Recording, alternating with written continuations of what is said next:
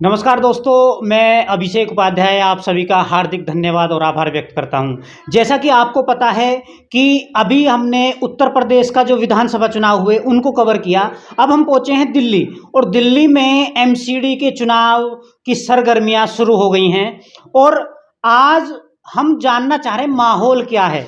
हम माहौल की बात कर रहे हैं, हम लोगों से भी जान रहे हैं कि माहौल क्या है और हम जो कैंडिडेट हैं, जो भावी प्रत्याशी हैं, उनसे भी वन बाय वन करके मिल रहे हैं और माहौल जानने की हम कोशिश कर रहे हैं कि माहौल क्या है।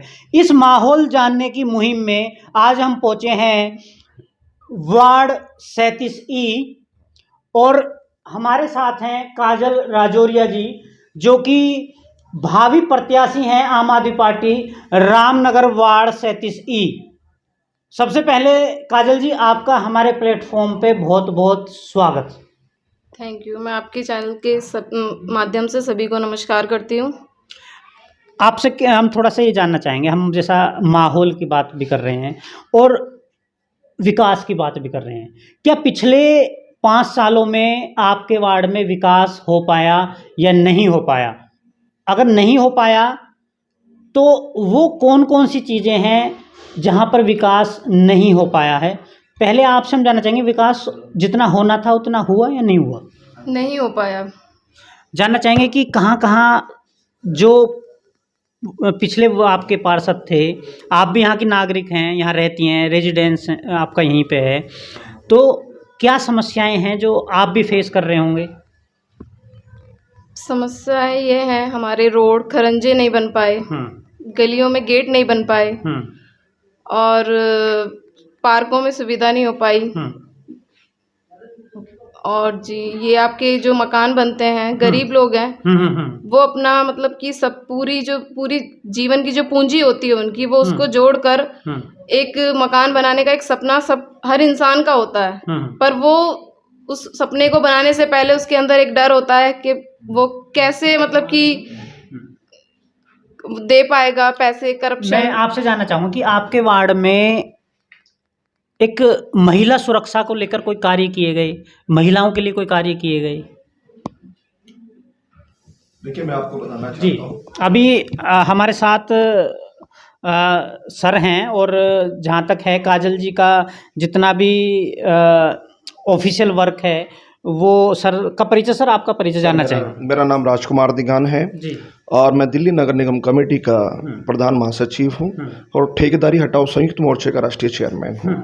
मैं आपके चैनल का सर्वप्रथम धन्यवाद करता हूँ कि आप जिस प्रकार से भावी जो पार्षद हैं, भावी जो दावेदारी कर रहे हैं, आप उनकी बातों को पूरी दिल्ली में प्रचलित कर रहे हैं, उनके बारे में आप उनका पूरा अवलोकन कर रहे हैं। लेकिन मैं निगम की बात आपको बताना चाहता हूं कि 14 वर्षों से निगम में भारतीय जनता पार्टी की सरकार है और आप देख रहे हैं कि जो करप्शन का मामला दिन प्रतिदिन बढ़ता जा रहा है।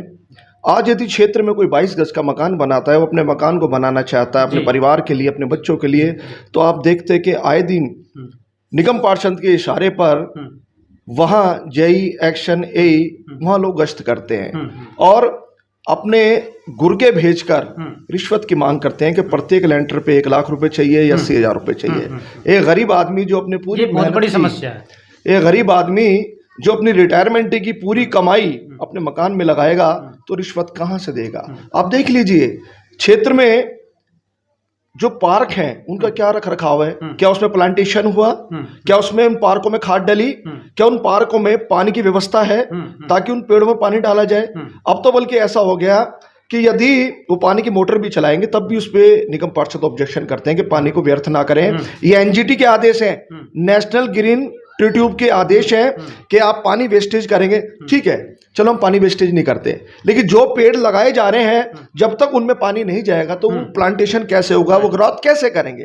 दूसरी बात, हम नालियां देखें आप, जबकि एक मेन काम जो एक काउंसलर का है, जो क्षेत्रीय पार्षद का होता है, नाली का बैलेंस देखिए, नाली दिन प्रतिदिन नीचे होती जा रही है, रोड ऊपर होते जा रहे हैं और जो पानी है नालियों का वो घरों में मर रहा है, घरों में सीलन आ रही है।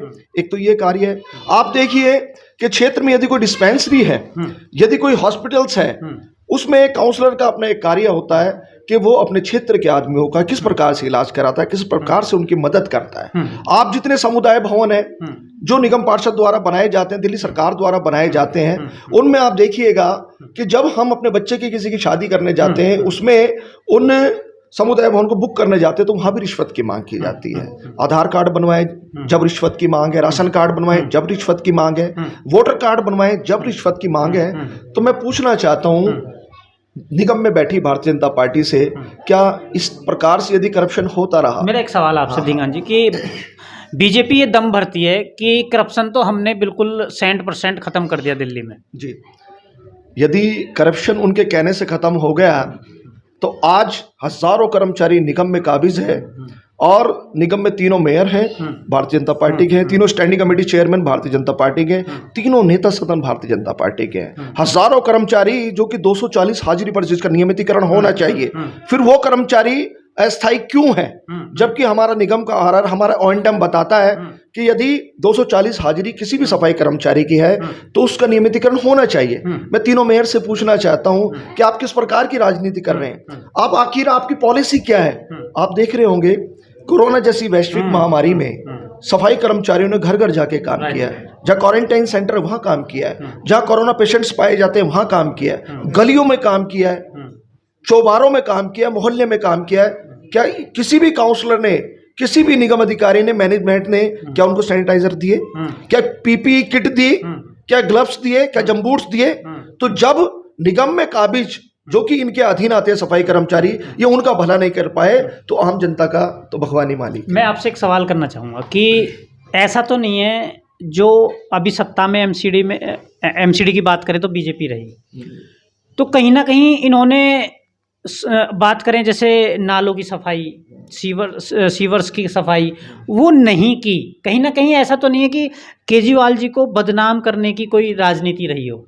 देखिए, मैं आपको बताना चाहता हूँ, जो सरकार निकम्मी है वो सरकार बदलनी है। आपने देखा हो जितने भी नाले हैं आज उनका सभी का निजीकरण हो चुका है। आप जितने भी आपके लैंडफिल्स हैं सबका निजीकरण हो चुका है। भारतीय जनता पार्टी दम भरती है और बीजेपी ये दम भरती है कि हमारे कार्यकाल में अभी तक भी किसी भी डिपार्टमेंट का निजीकरण नहीं हुआ है। आप लैंडफिल्स की बात करें, आप सफाई कर्मी की बात करें, आप नाले की बात करें, आप नालियों की बात करें, आप कूड़े की बात करें, आपने देखा होगा घर घर जाकर अब एक टीपर कूड़ा लेकर आता है। ये कंपनी कौन लेके आया है? ये कंपनी भारतीय जनता पार्टी लेके आई है। बल्कि सालाना 900 करोड़ का टेंडर है जो कि दिल्ली के तीनों मेयरों ने इसको एक्सेप्ट भी किया है, माना भी है कि हमने एक निजी कंपनी जो कि निजीकरण कर रहे हैं, वो निजी कंपनी द्वारा कूड़ा उठाया जाता है, उसको लैंडफिल पर ये कूड़े को घेर के आते हैं, जिससे खाद बनता है, जिससे गैस बनता है। वो पैसा कहाँ जाता है? मैं ये पूछना चाहता हूँ बस।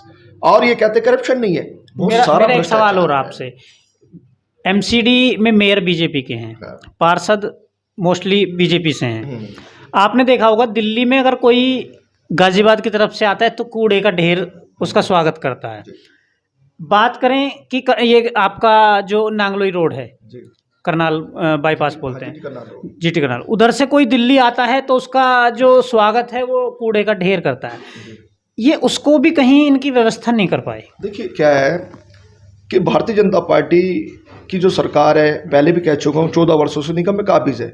ये सही तरीके से कोई पॉलिसी नहीं बना पाए। पॉलिसी का मतलब है कि भाई यदि आप कूड़े को उठवा भी रहे हैं तो उसका इस्तेमाल क्या है, उसका यूज क्या है? पब्लिक में कोई जिक्र नहीं है इसका और ना ही कोई ऐसा स्पष्टीकरण है। मैं पूछना चाहता हूँ, एक तरफ आप कहते हैं, आप स्टैंडिंग कमेटी में, सदन में आपके काउंसलर कहते हैं कि हम निजीकरण ठेकेदारी के खिलाफ हैं, और एक तरफ आप सफाई कर्मचारियों का, कूड़े का, अधिकारियों का, यहाँ तक कि और बहुत सारी चीजों का आप निजीकरण कर रहे हैं। तो इस प्रकार की दोगली राजनीति ना करें। आप यदि स्पष्टीकरण करना चाहें तो खुले मंच पर आकर बहस करें, हम बताएंगे कौन कौन सी चीजें आपने ठेके में कर दी है। धीगान जी, बात करेंगे, काजल राजौरिया जी हैं, युवा हैं और शिक्षित हैं, और कहीं ना कहीं युवाओं का राजनीति में भागीदारी जरूरी है। आपके विचार जानना चाहेंगे। देखिए, क्या है कि नौजवान बच्चा है, एक ही जादू, कड़ी मेहनत, दूरदृष्टि, पक्का इरादा, अनुशासन। आज वो बच्ची जवान है, देश के बारे में जानती है, जनता के बारे में जानती है, दिल्ली के बारे में जानती है, क्योंकि संघर्ष के साए तले बेदाग जवानी चलती है, और जिस ओर जवानी चलती है उस ओर जमाना चलता है। आज नौजवानों के हाथों में सत्ता है, नौजवान हमारे देश का भविष्य तय करेगा, वर्तमान तय करेगा। तो इसलिए नौजवानों के हाथ में सत्ता आनी चाहिए, ये मेयर बनने चाहिए, पार्षद बनने चाहिए, विधायक बनने चाहिए, क्योंकि जब ही ये सब हो पाएगा, जब तक नौजवान राजनीति में नहीं आएगा इस देश का भला नहीं हो पाएगा। निगान जी, आप हमारे साथ रहे और काजल राजौरिया जी भी साथ रहीं, आप सबका बहुत बहुत धन्यवाद।